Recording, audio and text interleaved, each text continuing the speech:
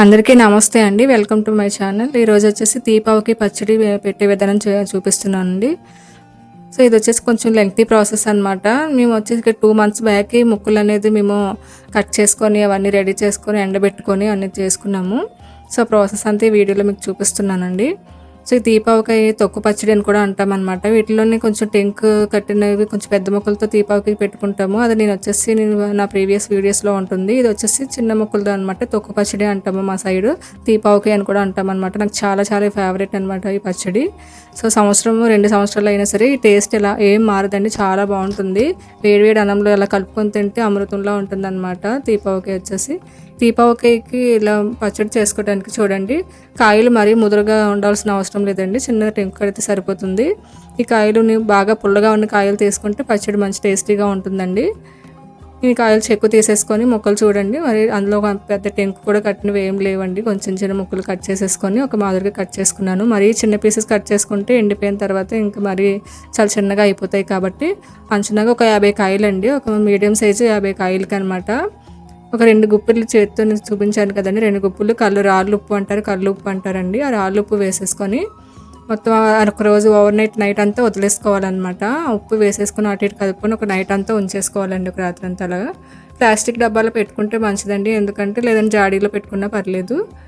Steel, iron అలాంటి వాటిలో పెట్టుకోకూడదు, ఎందుకంటే ఉప్పులో నానబెడుతున్నాం కాబట్టి. సో మార్నింగే వచ్చేసి ఉదయాన్నే అవి తీసుకొని నీళ్ళంతలాగా వార్చేయాలండి. ఆ వాటర్ మళ్ళీ మనం ఉపయోగిస్తాము, నీళ్ళు కూడా మనం దాచుకోవాలి. ఆ ఓట అంటామండి మేము. సో ఆ ఓట చూసారు కదా, అలాగే నేను 50 కాయలని 2 సార్లుగా కట్ చేసుకొని ఒక బాటిల్లో అనేది ఆ నీళ్ళని దాచుకున్నాం అనమాట. ఇలాగే ఎండబెట్టామండి, క్లాత్ వేసేసుకొని ఎండలో ఎండబెట్టేసాము. అలా ఎండబెట్టికి 2 డబ్బాలు అయ్యాయి అనమాట. నీళ్ళు వచ్చేసి ఒక 1 లీటర్ వరకు ఉప్పు నీళ్ళు అనేది ఉండండి. ఓట అని చెప్పాను కదా, 1 లీటర్ వరకు ఉంది. సో మనం ఇలాగే ఎండకు పెట్టుకునేసరికి ఒక 4 రోజుల్లో అయితే మొత్తం ఎండిపోయండి. మాకు ఉన్న ఎండలకి చాలా ఎండలు ఎక్కువ ఉన్నాయి కాబట్టి ఒక 4 రోజుల్లోనే మొత్తం అంతా ఎండిపోయండి. మరి ఎక్కువగా ఎండబెట్టకూడదు, ముక్కని కొంచెం మెత్తగా ఉన్నట్లు ఉంచుకోవాలండి. మరి ఎక్కువగా ఎండబెట్టేస్తే నానడానికి కొంచెం టైం పడుతుంది. సో ఇలాంటి చేసుకున్న తర్వాత ఈ ప్రాసెస్ అంతా చేసుకున్న తర్వాత ఈ ముక్కలు వచ్చేసి మనం ఒక సంవత్సరం అంతా నిల్వ ఉంచుకోవచ్చండి. మనం పప్పు మామిడికాయ చేసుకుంటాం కదండి, అలాంటి పప్పుల్లో కానీ కూరల్లో కానీ పులుపు కావాలనుకున్నప్పుడు ఇవి వాడుకోవచ్చు అనమాట. ఈ సంవత్సరం వరకు నిల్వ ఉంటాయి, ఒక డబ్బాలో పెట్టుకొని మనం వాడుకోవచ్చు. మామిడికాయలు అయిపోయిన టైంలో కూడా ఇవి బాగా ఉపయోగపడతాయి. సో ఇప్పుడు ఇదే ముక్కలు వచ్చేసి మేము కొంచెం ముక్కలు అనేది కొద్దిగా తీసుకున్నామండి, మామూలుగా వాడుకోవడానికని. పప్పుల్లో కొన్ని కూరల్లో కానీ వేసుకోవడానికి చాలా బాగుంటాయండి. సో ఇప్పుడు ఇది మామిడికాయ పచ్చడి ఎలా చేసుకుంటాం చూసారు కదండి. బాటిల్ సగం వరకు వచ్చిందనమాట. 2 లీటర్ బాటిల్ సగం వరకు వచ్చాయి అనమాట ఓట అనేది.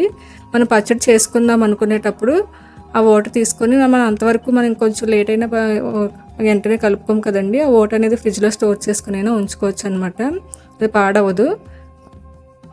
ఇప్పుడు వచ్చేసి ముక్కలు ఒక పళ్ళులో వేసుకున్నానండి. ఆ డబ్బాలు చూపించాను కదా, 2 డబ్బాలు 50 కాయలకి మీడియం సైజ్ 50 మామిడికాయలకి 2 ముక్కలు వచ్చాయి అనమాట. ఎండిన తర్వాత ఒక పళ్ళులో వేసుకొని ఒక జాలి పెట్టుకొని అందులో చెత్త అవన్నీ ఉంటాయి కదండి. సో అలా మనం కొంచెం జాలి చేసుకొని వాటర్ అంతా ఇందులో వేసేసుకొని నానబెట్టేసుకోవాలండి. 1 గంట ముందు మనం పచ్చడి కలుపుదామని 1 గంట ముందు నానబెట్టేసుకోవాలి. ఎందుకంటే ముక్కలన్నీ బాగా ఎండిపోయి ఉంటాయి కదండి, నానడానికి కొంచెం టైం పడుతుంది కాబట్టి ఆ ఉప్పు నీటిలోనే వచ్చేసి బాగా నానబెట్టుకోవాలన్నమాట. ఓట అంటామండి దాన్ని. ఇట్లా కొద్దిగా ప్రాసెస్ ఎక్కువే ఉంటుంది కానీ త్వరగా పాడవదని, చాలా మంచిగా మన రైస్లోకి ఎప్పుడైనా కలుపుకొని తింటే చాలా బాగుంటుంది నెయ్యి వేసుకొని. సో దీనికోసం వచ్చేసి 2 కేజీలు బెల్లం తీసుకున్నానండి, ఒక 1/2 కేజీ కారం తీసుకున్నాను, 1/4 కేజీ వెల్లుల్లిపాయలు తీసుకున్నానండి, ఒక 200 గ్రాములు వచ్చేసి 100 గ్రాములు వచ్చేసి నేను మెంతులు తీసుకున్నానండి, 100 గ్రాములు వచ్చేసి నేను ఆవాల పొడి తీసుకున్నాను అనమాట. అవన్నీ పక్కన పెట్టుకున్నాను. ఇప్పుడు మనకు 2 కేజీలు బెల్లం వచ్చేసి చెదగొట్టుకొని అవి బాగా కరిగించేసుకుంటున్నామండి ఒక గిన్నెలో వేసుకొని. చూసారు కదండి, వీటిలో కొద్దిగా కొంచెం గడ్డి అవన్నీ తేలాయి అనమాట. అవి కూడా మనం వడపోసేసుకుంటాము. సో అది పక్కన చల్లార్చుకోవాలన్నమాట. కొద్దిగా కరిగితే సరిపోతుందండి, పాకం ఏం అవసరం లేదు. కరిగించే వరకు కరిగించేసి పక్కన పెట్టుకోవాలి, చల్లార్చేసుకోవాలి. నెక్స్ట్ వచ్చేసి 2 కేజీలు నూనెని తీసుకున్నాం అనమాట. ఇంకా ఆయిల్ వచ్చేసి మీరు నచ్చిన ఆయిల్ మీరు యూస్ చేయొచ్చు. ఇంకా ఆవాల నూనె ఎలాంటివన్నీ బాగుంటాయి అని చెప్తూ ఉంటారు కదండి, లేదా పల్లీల నూనె బాగుంటుంది అంటారు ఎక్కువ పచ్చడికి, మీరు అదైనా ఉపయోగించుకోవచ్చు అనమాట. ఈ పల్లీల నూనె కూడా నేను 2 కేజీలు తీసుకొని బాగా మరిగించేసానండి. మరిగించి చల్లారిన తర్వాత ఇందులో వచ్చేసి వెల్లుల్లిపాయలు వేసుకున్నానండి. 1/4 కేజీ వెల్లుల్లిపాయలు అని చెప్పాను కదా, కొద్దిగా నూనె చల్లార్చాక ఇప్పుడు వేసుకున్నాను అనమాట. పొయ్యి మీద ఉన్నప్పుడు వేసుకుంటే ఇంకెక్కువ మాడిపోతాయి అని చెప్పేసి నూనె కింద దించేసాక వేసుకున్నాను. మెంతులు కూడా 100 గ్రాములు తీసుకున్నాను చెప్పాను కదా, అది కూడా వేసేసి కొంచెం అటు ఇటు కలుపుకోవాలన్నమాట బాగా. అప్పుడు అందులో తడి అవన్నీ ఉంటే బాగా బయటకు వచ్చేస్తాయి అన్నమాట, అవి కూడా ఫ్రై అయిపోతాయి. ఇప్పుడు మనం ఆల్రెడీ గంట ముందు నానబెట్టుకున్నాం కదండి ఓట వేసుకొని మామిడి ముక్కల్లో. సో కలుపుకొని కొంచెం బాగా నానిపోయి అనమాట. సో ఒకసారి అటు ఇటుగా కలిపేసుకుందాము. చూసారు కదండి, కింద వాటర్ ఏం లేదు, కొంచెం తడిగా మాత్రమే ఉంది, కానీ మిగతాదంతా పీల్ చేసుకున్నాయి ముక్కలు వచ్చేసి. ఇప్పుడు మనం ఆల్రెడీ ఆవాలు పొడి కొట్టుకున్నానని చెప్పాను కదండి. సో ఆ పొడి కూడా మనం నార్మల్గా బయట దొరుకుతాయండి. ఆవాల పొడి అంటే మామూలుగా దొరుకుతుంది ప్యాకెట్స్లో, అదైనా ఉపయోగించుకోవచ్చు. లేదంటే మనం ఆవాలు తెచ్చుకొని గ్రైండ్ చేసుకున్నా ఉపయోగించుకోవచ్చు అనమాట. సో మొత్తంగా వేసేసుకొని బాగా కలిపేసుకోవాలండి పచ్చడి.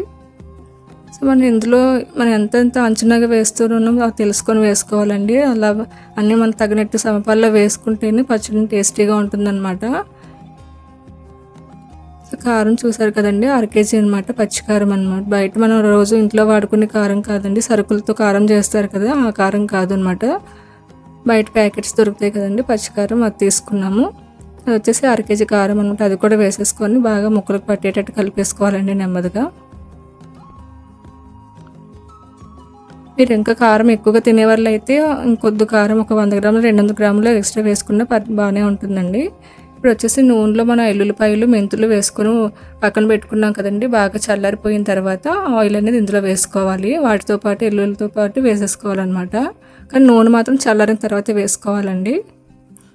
వేసేసుకొని అది కూడా బాగా పట్టేటట్టు కలుపుకోవాలన్నమాట. కారము నూనె అంతా బాగా కలిసేటట్టు కలుపుకోవాలండి, ముక్కలకు బాగా పట్టేటట్టు.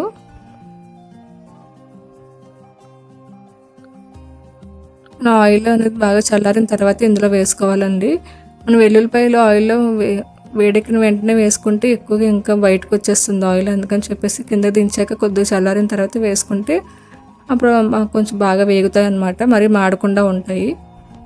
ఇది అలానే ట్రై చేయండి ఎప్పుడైనా. మామిడికాయ పచ్చడి మనం మామిడికాయ ముక్కలు తరుముకొని అవి ఎండబెట్టుకోవడానికి కొంచెం ప్రాసెస్ టైం పడుతుంది అండి. పచ్చడి కలుపుకోవడానికి మాత్రం తక్కువ టైంలోనే అయిపోతుంది. సో బెల్లం ఇలా వడపోసుకొని తీసుకోవాలండి, ఎందుకంటే ఏమైనా గడ్డి ఏవైనా ఉంటే అవి ఇలా స్ట్రెయిన్ చేసేయచ్చు అనమాట. ఇలా వడపోసుకొని బెల్లం అనేది తీసుకోవాలి. నేనైతే 2 కేజీల బెల్లం తీసుకున్నానండి. చూసారు కదండి, మనం ఇందులో పాకం ఏం కట్టలేదు, బెల్లం కరిగింది బెల్లం మాత్రం వేసుకుంటున్నాను. ఇంకా బెల్లం తిక్కగా ఉంది అనిపిస్తే కొద్దిగా నీళ్ళు పోసుకుని అయినా మనం బెల్లం మరిగించుకోవచ్చండి. బెల్లం మరిగేసి కింద దించాక మాత్రం నీళ్ళు పోయకూడదు. సో అలా అయితే పచ్చడి అంతా పాడవుతుందండి. మనం బెల్లం కరిగించే ముందే అందులో కొద్దిగా నీళ్ళు పోసుకొని మరిగించుకోవాలి.